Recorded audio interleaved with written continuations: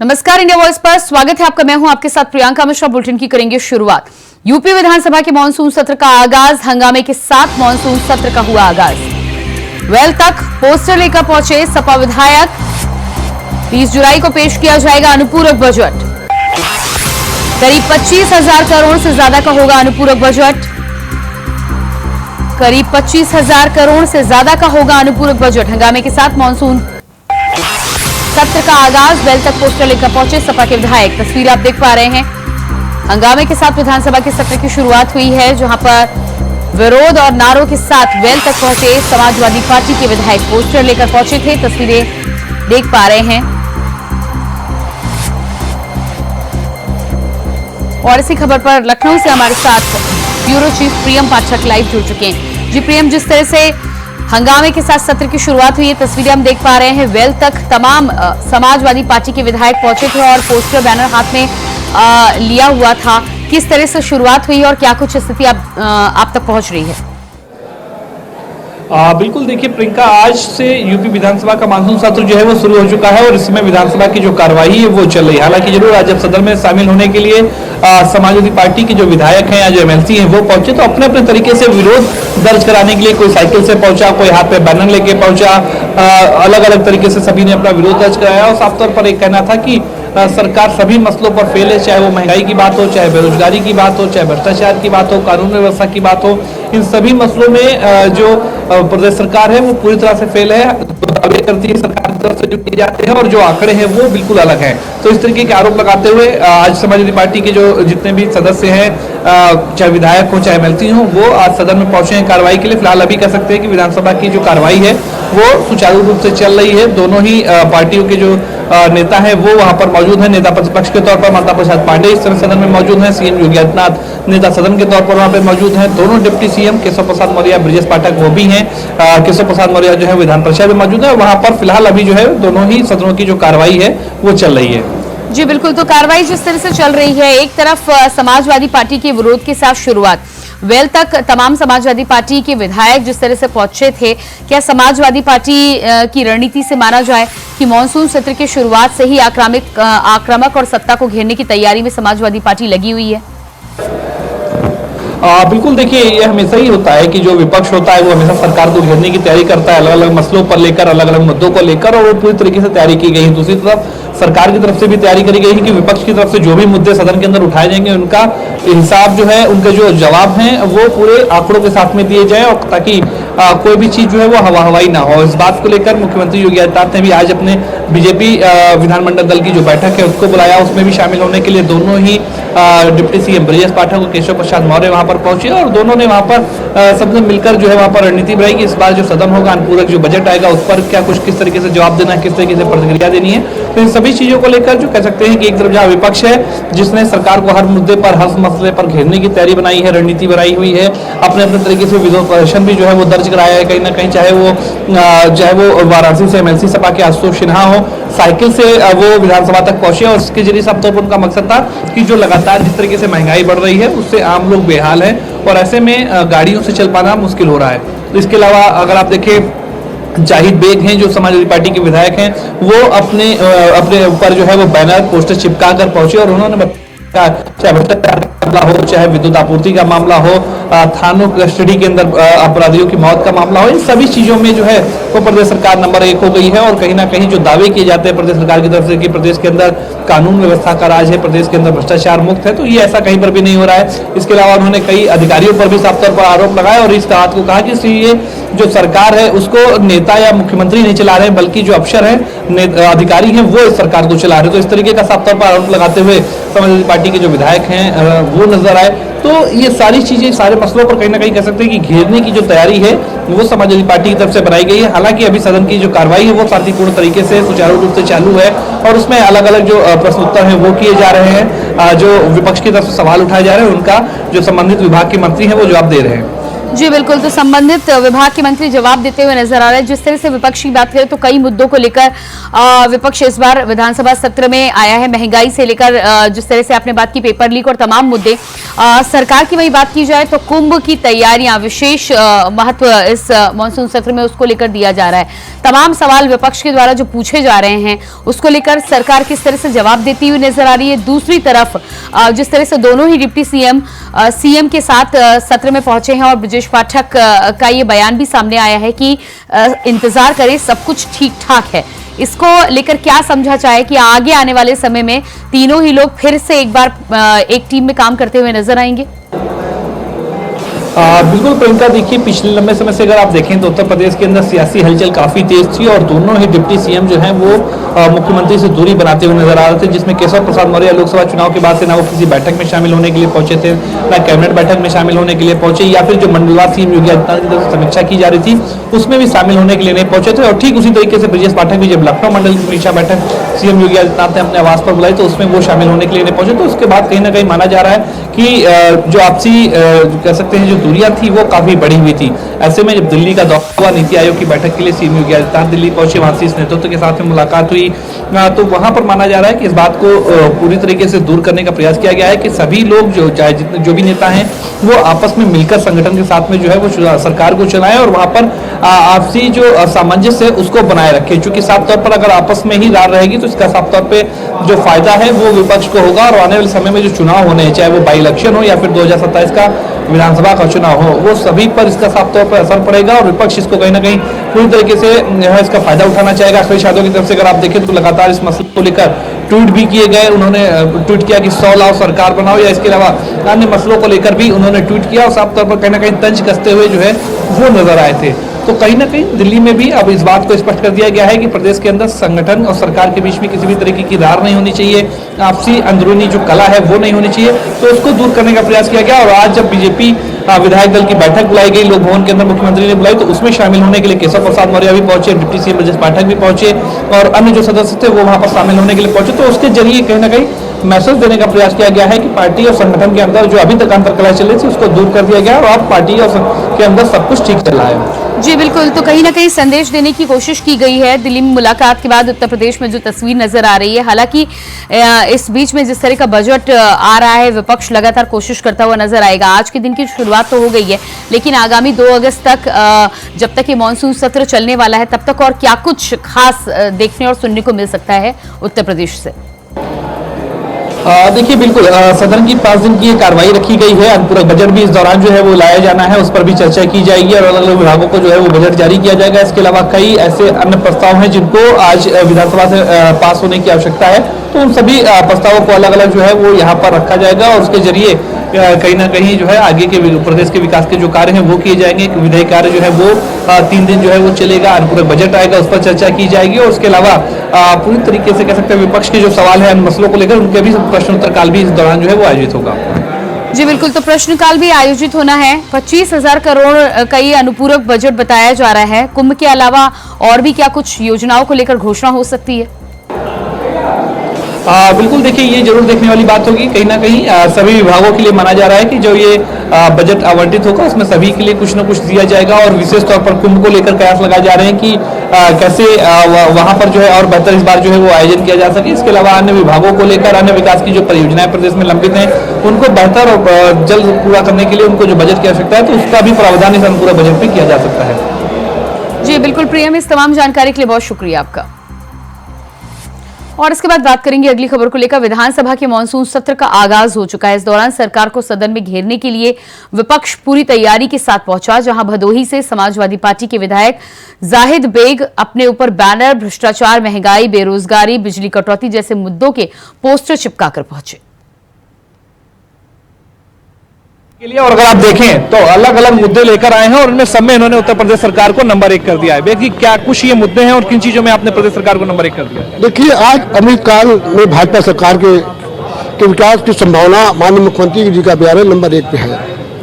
और हमने जो अध्ययन किया NCRB की रिपोर्ट है जिसमें उत्तर प्रदेश हत्या के मामले नंबर 1, बलात्कार के मामले नंबर 1, पुलिस कस्टडी में बलात्कार के मामले नंबर 1, पुलिस कस्टडी में हत्या के मामले नंबर 1, दलित महिलाओं के से बलात्कार और हत्या के मामले नंबर 1, दलितों के खिलाफ अत्याचार के मामले नंबर 1, पेपर लीक के मामले में उत्तर प्रदेश और केंद्र सरकार दोनों नंबर 1, आरक्षण विरोध के मामले में नंबर 1, और के खिलाफ नफरत फैलाने के मामले नंबर 1, भ्रष्टाचार के मामले में नंबर 1, बिजली कटौती के मामले नंबर 1, बेरोजगारों के मामले नंबर 1, और शिक्षा के मामले में नंबर 1, और जुमलेबाजी के मामले नंबर 1, और आपस में मूल प्रक्रिया के मामले में नंबर 1 सरकार चल रही है।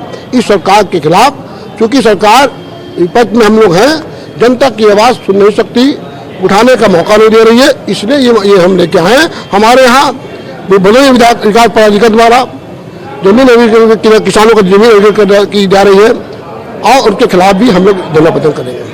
क्या ये सारे मुद्दे आप सदन के अंदर भी उठाएंगे? बिल्कुल उठाने का प्रयास करेंगे, टाइम नहीं है, और अपने तरीके से उठाएंगे। बीजेपी का तो कहना है कि कोई ऐसा मुद्दा ही नहीं है, जुमलेबाजी कर रहा है केवल।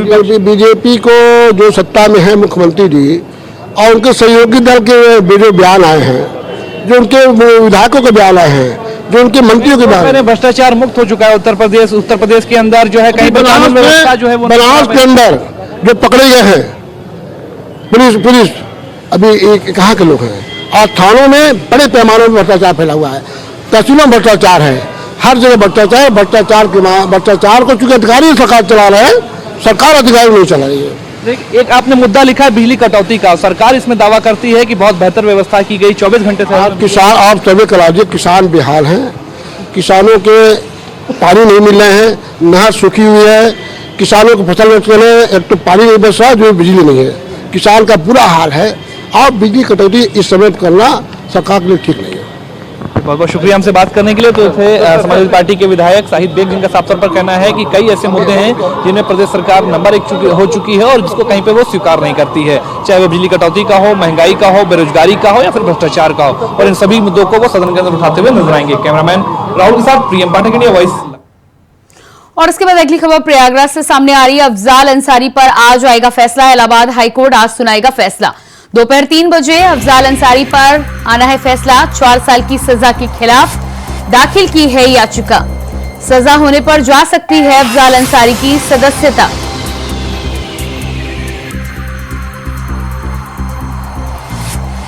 प्रयागराज से खबर, अफजाल अंसारी पर आज आना है फैसला। सजा होने पर जा सकती है अफजाल अंसारी की संसद सदस्यता। दोपहर 3 बजे अफजाल अंसारी पर आएगा फैसला। 4 साल की सजा के खिलाफ दाखिल की है याचिका। सजा होने पर जा सकती है अफजाल अंसारी की सदस्यता। दोपहर 3 बजे अफजाल अंसारी पर आएगा फैसला। 4 साल की सजा के खिलाफ दाखिल की गई याचिका। और इसी खबर पर हमारे साथ प्रयागराज से संवाददाता शोएब रिजवी जुड़ चुके हैं। जी शोएब, जिस तरह से अफजाल अंसारी के केस में आज फैसला आना है, कोर्ट अपना फैसला सुनाएगा, और ऐसे में माना जा रहा है कि जिस याचिका पर आज फैसला आना है, अगर फैसला आता है तो अफजाल अंसारी की संसद सदस्यता भी जा सकती है।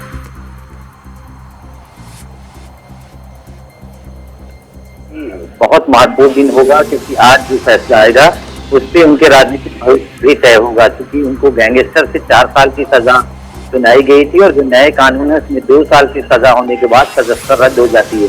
तो ऐसे में ये एक महत्वपूर्ण दिन होगा उनके लिए, क्योंकि अब इस पर फैसला आना है, जहां एक तरफ उन्होंने जो गैंगस्टर है उन्हें 4 साल की सजा मिली है, उसकी चुनौती देती हुई अपील की है इलाहाबाद हाईकोर्ट में, इसको रद्द करने की मांग की है। वहीं अगर दूसरी तरफ बात की जाए तो कृष्णानंद राय, जिनके बेटे की तरफ से इनकी सजा को और बढ़ाए जाने और राज्य सरकार की तरफ से भी सजा को और बढ़ाए जाने की याचिका इलाहाबाद हाईकोर्ट में दी थी, जिस पर लंबी सुनवाई हुई थी। सुनवाई के बाद फैसला सुरक्षित कर लिया गया था। आज के दिन इस मामले में आफ्टर 2 बजे के बाद कभी भी फैसला आएगा, और फैसले से तय हो पाएगा कि आखिर अफजाल अंसारी का आगे का राजनीतिक भविष्य क्या होगा। हालांकि इस बार लोकसभा का चुनाव दोबारा लड़ेंगे और बड़े अंतर से वो चुनाव जीते थे, लेकिन अगर आज फैसला उनके पक्ष में नहीं आता है तो ये सदस्यता उनकी चली जाएगी। हालांकि उनके पास सुप्रीम कोर्ट जाने का भी रास्ता बचेगा, लेकिन इतना जरूर है कि आज काफी कुछ निगाहें टिकी हुई हैं इस फैसले पर, क्योंकि इनको कृष्णानंद राय के मामले में इनके ऊपर जो गैंगस्टर लगा था, उसी में जो वहाँ की MP MLA कोर्ट है, उन्हें 4 साल की सजा दी थी, जिसको इन्होंने चैलेंज किया था। हालांकि इनको थोड़ी राहत जरूर मिली थी, लेकिन इनकी जो सजा है वो रद्द नहीं हुई थी, जिसको लेकर वो इलाहाबाद हाईकोर्ट में आए हैं। और आज जब इस पर फैसला आएगा तो साफ हो पाएगा कि क्या उनकी सजा रद्द होती है या नहीं।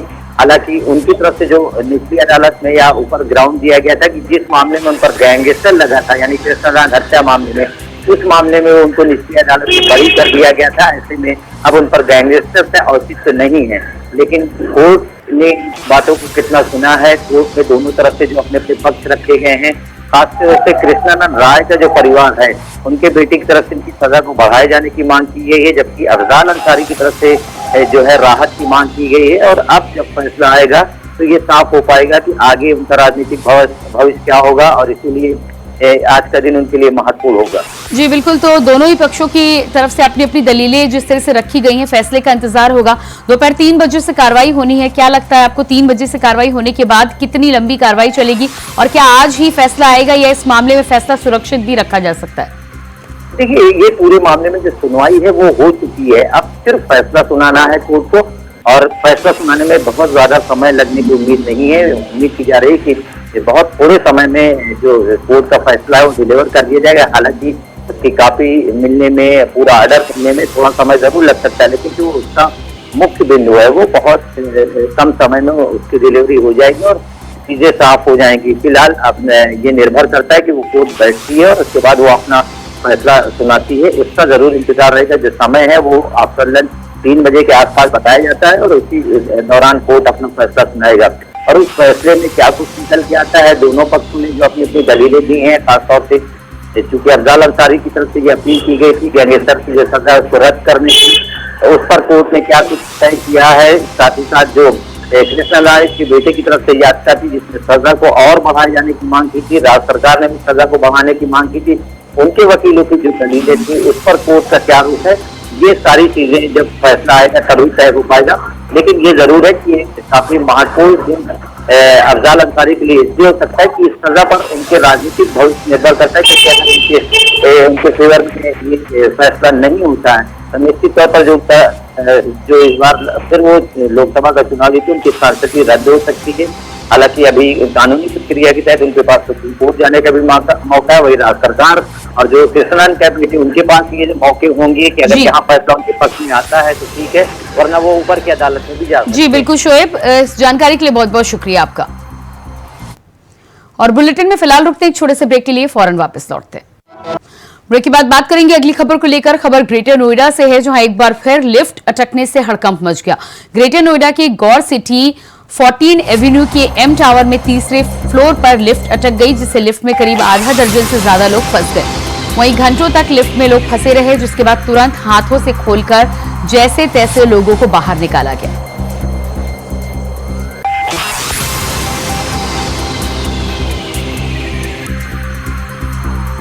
तो ग्रेटर नोएडा में सोसाइटी में अचानक लिफ्ट रुक जाने से लोगों को खासी दिक्कतों का सामना करना पड़ा। तस्वीरें देख पा रहे हैं, बताया जा रहा है कि आधा दर्जन से अधिक लोग लिफ्ट में फंसे हुए थे, हाथों से खोलकर लोगों को बाहर निकाला गया। आगरा में आज सावन के दूसरे सोमवार को भोलेनाथ के जयकारों से पूरा आगरा गूंज उठा। आगरा शहर के चारों शिवालय बम बम भोले के जयकारों से गूंज उठे। बता दें कि सावन के दूसरे सोमवार को आगरा में चारों शिवालयों की 22 किलोमीटर की परिक्रमा की जाती है। कैलाश महादेव, बल्केश्वर महादेव, राजेश्वर महादेव और रावली महादेव की परिक्रमा लोग पूरी करते हैं। आपको बता दें कि आगरा के चारों दिशाओं में शिव मंदिर विराजमान है, जहां रविवार रात से ही परिक्रमा की शुरुआत होती है, जो कि सोमवार सुबह तक लगाई जाती है। सावन के सोमवार को लेकर सुरक्षा के पुख्ता इंतजाम भी किए गए।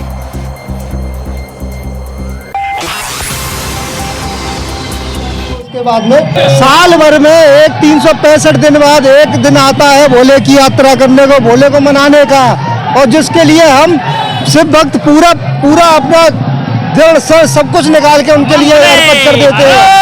महादेव के लिए हमारी यात्रा शुरू होगी और जो 800 साल पुराना मंदिर है राजराजेश्वर महादेव मंदिर, वहाँ से राजपुर चुंगी पे जो है वहाँ से हमारी यात्रा शुरू होती है। उसके बाद में हम ये रावली का मंदिर है, उसके बाद में हम कैलाश का मंदिर जाएंगे, उसके बाद में बलकेश्वर महादेव का पूरा मंदिर पूरा भ्रमण करेंगे आगरा का आज की रात को। ताजनगरी आगरा बम बम बोले की गूंज से गूंज उठा है, क्योंकि सावन का दूसरा सोमवार है और सोमवार से एक दिन पहले ताजनगरी आगरा में लोकल की परिक्रमा की जाती है। शिव भक्त तमाम जो शिव भक्त है आप साफ तौर से देख सकते हैं यहाँ से निकल रहे हैं। और ये आगरा के प्राचीन जो मंदिर है रावली का मंदिर, यहाँ से दर्शन करने के बाद ये आगरा के चारों जो शिवालय है उन पर पहुंचेंगे और वहां से अपनी उपस्थिति दर्ज कराने के बाद सुबह ये यहाँ पहुंचेंगे। वही अगर हम पुलिस प्रशासन की बात करें तो पुलिस प्रशासन ने पहले से एडवाइजरी जारी कर दी थी। जो परिक्रमा लगाने वाले लोग हैं वह उनके लिए अलग से व्यवस्थाएं की गई हैं, रोड डाइवर्ट किया गया है। वहीं अगर हम पुलिस की बात करें तो पुलिस ने खास आगरा शहर में परिक्रमा वालों के लिए व्यवस्थाएं की हैं। आपको बता दें जो परिक्रमा में लोग जाते हैं, श्रद्धा से लोग जाते हैं, चारों शिवालयों के दर्शन करने के लिए वे जाते हैं, उनके लिए खास व्यवस्थाएं देखिए। आप साफ तौर से देख सकते हैं कि बम बम बोले की गूंज से पूरा ताजनगरी आगरा इस समय गूंज रहा है। वहीं आगरा पुलिस ने एडवाइजरी जारी करते हुए साफ तौर से कहा है कि जो परिक्रमा वाले हैं वो लाठी डंडे का प्रयोग नहीं करेंगे, वही पानी का पाउच भी नहीं ले जा सकते हैं, क्योंकि खास व्यवस्थाएं की गई हैं। हालांकि ताजनगरी आगरा में शांतिपूर्वक तरीके से परिक्रमा चल रही है। अपने सहयोगी उमर के साथ जीशान अहमद, इंडिया। श्री कृष्ण आराध्या राधा रानी पर विवादित टिप्पणी करने वाले महाशिव पुराण कथावाचक प्रदीप मिश्रा का मामला भी ठंडा ही हुआ था कि वृंदावन के एक और कथावाचक महामंडलेश्वर ने माता सीता के स्वरूप पर भद्दी टिप्पणी कर बवाल मचा दिया है। वृंदावन के परिक्रमा मार्ग स्थित श्री राधा किशोरी धाम में रहने वाले महामंडलेश्वर इंद्रदेव महाराज ने रामलीला में माता सीता और भगवान राम का किरदार निभाने वालों को लेकर बेहद विवादित बयान दे दिया, जिससे लोगों की आस्था को ठेस पहुंचा है। धार्मिक भावनाएं भड़की हुई हैं। संतों ने इसे लेकर धर्म सभा का आयोजन किया है। मामले में अक्रूर मंदिर में मंगलवार को बड़ी धर्म सभा बुलाई गई है, जिसमें इंद्रदेव महाराज के खिलाफ सजा का फैसला लिया जाएगा। भगवान श्री राम और माता सीता रासलीला में जो पात्र बनते हैं वो भी भगवान के स्वरूप ही तो होते हैं। उनके बारे में इस प्रकार की टिप्पणी अशोभनीय है। वृंदावन में एक से एक बड़े भागवताचार्य हैं, पीठाधीश्वर हैं, महामंडलेश्वर हैं। सभी लोग उसके भय से चुप बैठे हैं। जिस भगवान के नाम से ये लोग खाते हैं उसी भगवान पर ये लोग गलत टिप्पणी करते हैं और फिर माफी मांग लेते हैं। तो ये नहीं चलेगा। ब्रजवासी इसको कभी सहन नहीं करेंगे। बड़े बड़े दिग्गज महात्मा साधु संत कुछ नहीं बोल रहे हैं, ये भी चिंता का विषय है। ऐसे लोगों का बहिष्कार होना चाहिए। जो भी हिंदू मुस्लिम हमारे सनातन धर्म के आराध्य भगवान के बारे में, ग्रंथों के बारे में गलत टिप्पणी करे, उन पर मुकदमा दर्ज होना चाहिए और उन्हें सजा मिलनी चाहिए। ये लोग क्या करते हैं, गलत बोलते हैं, उसके बाद माफी मांग लेते हैं। क्या माफी मांगने से इनका पाप नष्ट हो जाएगा? ये लोग गौशालाओं के नाम पर पैसा इकट्ठा करते हैं और आलीशान होटल बनाते हैं। ये नहीं सोचते कि ये गौ माता का धन है, ये तुम्हारा नाश कर देगा। गौ माता के नाम पर तो मत खाओ। ऐसे लोग बड़े बड़े महल बनाकर भगवान के बारे में जो टिप्पणी कर रहे हैं, उनको मैं कहना चाहता हूं, या तो आप सुधर जाओ, नहीं तो मथुरा वृंदावन के ब्रजवासी आपको सुधार देंगे। और इसी के साथ फिलहाल इस बुलेटिन में इतना ही। खबरों के लिए बने रहिए इंडिया वॉइस के साथ। नमस्कार।